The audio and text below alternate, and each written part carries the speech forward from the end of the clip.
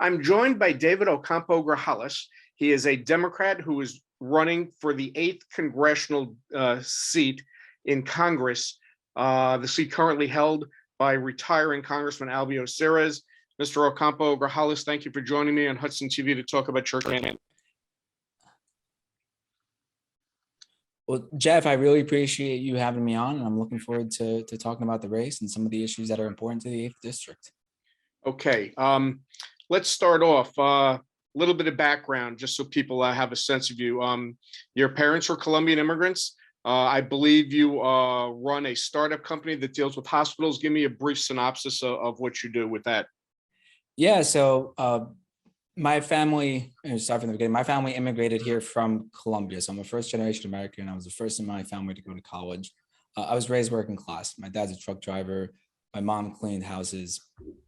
And so most recently, I wouldn't take credit for being the founder. I was a director at a startup that helps hospitals and universities, particularly around environmental health and safety. So making sure that they're staying in compliance with environmental regulations, creating accountability for keeping the air, water clean, but also making sure that they're keeping their workers, their staff, and oftentimes students and patients safe.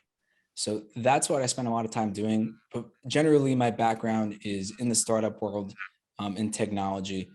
It's where I've felt comfortable, and I'm using a lot of that experience on the campaign, and it's what's helped us kind of scale up more quickly. Okay, very good. So let me ask you this. You're a young guy. Why do you want to run for Congress? Why are you seeking a congressional seat?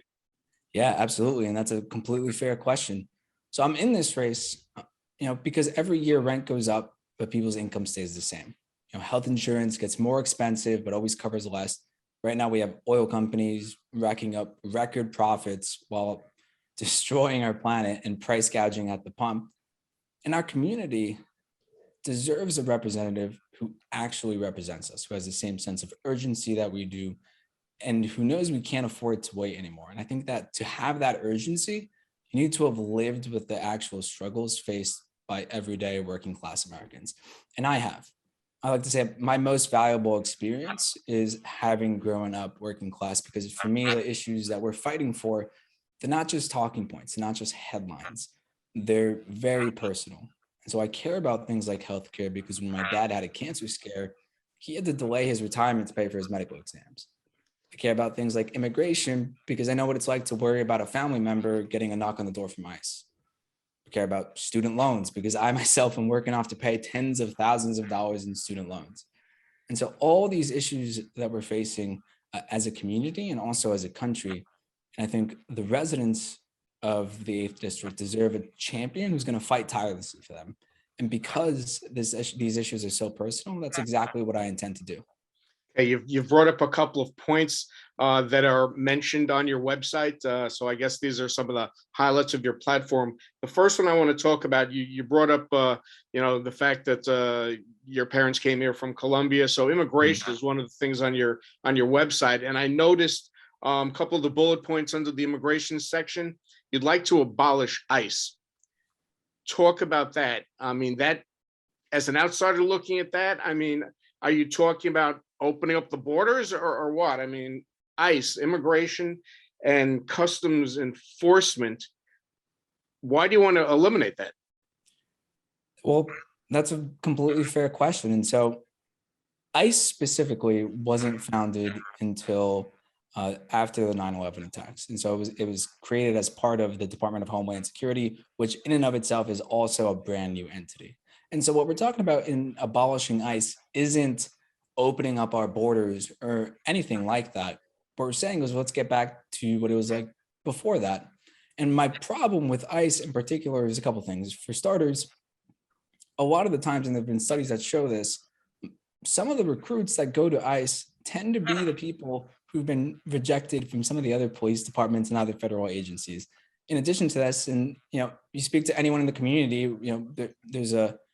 this is a majority Hispanic district. They've seen firsthand what it's like to deal with ICE, where whether it's they'll wait outside your church or they'll wait outside your kid's school until you come and pick them up. And so I think ICE has a track record of not respecting people's constitutional rights and people have constitutional rights, regardless of whether or not they're documented. I mean, so at this point, I'm just not seeing the value that they're adding. And more in particular, I think they're doing more damage to the community and to breaking up families than they are in terms of any law enforcement capacity. Your website also mentions demilitarization of police departments. That's right. So demilitarization, what that means is we have police departments. I mean, Jersey City just recently spent $400,000 on a brand new piece of equipment called a Rook. That's essentially a forklift with metal plating. We have this trend in this country of police purchasing and using funds to purchase military equipment or military surplus. And I think the challenge with that is when policemen are dressing up like soldiers, when they talk like soldiers and act like soldiers, they're going to start treating their community more like a war zone. And so if we're going to begin repairing the relationship between police and their communities, it means bringing down the tension and demilitarizing the police is a big part of that. Housing. The website mentions all new units. You'd like to see 20% of that dedicated to affordable units. Yeah, that's absolutely right. And I know the Jersey City in particular has tried something like this before. But let me just say, in Hudson County, close to 70% of our households are renters, which means the skyrocketing rent is a crisis, and ensuring that we have affordable housing is an incredibly critical issue, not just for the campaign, but also for the community as a whole and the people that I get to speak with all the time. And so I'll get to that in a second, but in addition to the 20% of units, I also think we need to invest in the construction of new affordable housing. We need to be investing in repairing and renovating existing affordable housing.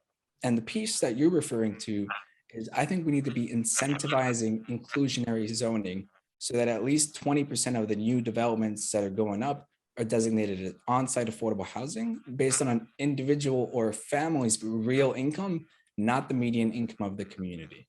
And that's incredibly important because people talk about the Jersey City skyline, they talk about how beautiful Hoboken is, but it doesn't matter if nobody can afford to live there. And so the problem isn't the tall building, the problem is making sure that the residents we have in this community are able to stay here and that we're creating opportunities for people to come here, raise their families here, and stay here for the long term. You also believe in Medicare for everyone, education for everyone. Touch upon those two topics. Yeah, absolutely. So I can start off with Medicare for all. So fundamentally, I believe that people have a right to high quality, affordable healthcare. The US is the only developed country in the world that doesn't provide a single payer system, which means that we end up paying more money for worse care.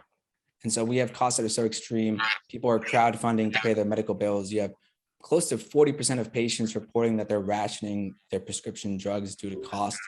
And so Medicare for all proposes that we bring it into a single payer system, simplify the process.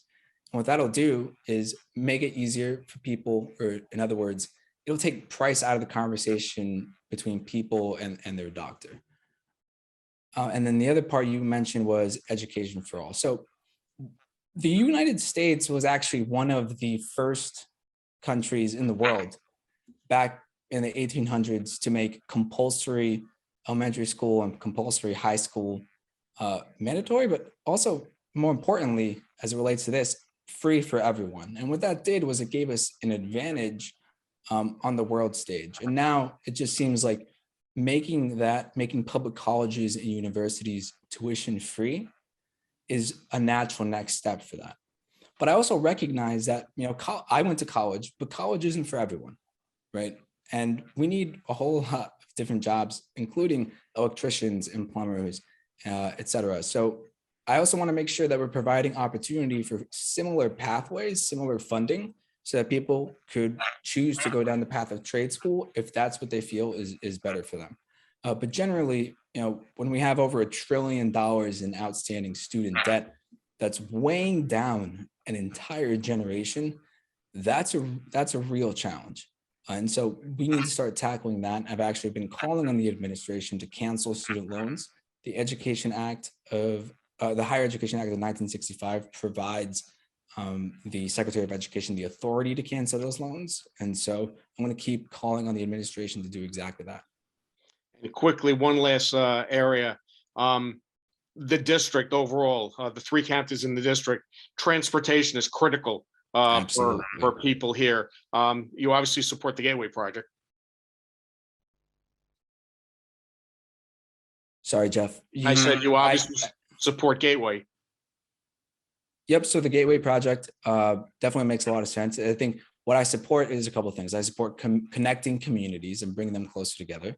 And I support, if we can limit that commute time to and from New York, that means more time that people can get to spend with their families. It means more time that they can spend things doing that they actually want to be doing and not just stuck in traffic. But I think just as importantly as it relates to transportation is we need to start connecting our communities here in New Jersey as well. And so in Manhattan, we have a subway network where, well, New York in general is a subway network where wherever you are, you can pretty much get to anywhere else. In New Jersey, if you're taking public transportation, depending on where you are, it's either going to take you 30 minutes or regardless, it's going to take you an hour. And so there's no reason that we shouldn't be expanding, not just, and it's more than just an expansion of a light rail system, but expanding transit as a whole in New Jersey to make people easier to get around, to lower the number of cars on the road. And really, it's one of those situations where everyone benefits, right? If you can create less traffic, people who need to have cars can get around more easily. And then we also create alternative options for everyone else. Okay, quickly, in about 20 seconds. You obviously have a very tough road to hoe in this race. The Democratic organizations in the 3 counties are obviously supporting the son of our United States Senator Rob Menendez Jr. How are you going about your campaign to try and get your message across to let people know that he is not the only option? Yeah, and you're absolutely right. I mean, it's an uphill battle, but it's one that's winnable because I'm encouraged every day. I've yet to have a single conversation with anyone who thinks that it's appropriate for someone to inherit a congressional seat. And so it's more a matter of getting that message out to as many people as possible. Okay. Part of that, I was going to say, would you like to throw out your website for people to read a little bit more about you? Yeah, absolutely. Please visit Ocampo2022.com. That's OCAMPO 2022.com, or follow me on all social media channels at David Ocampo NJ. Thanks so much for having me, Jeff.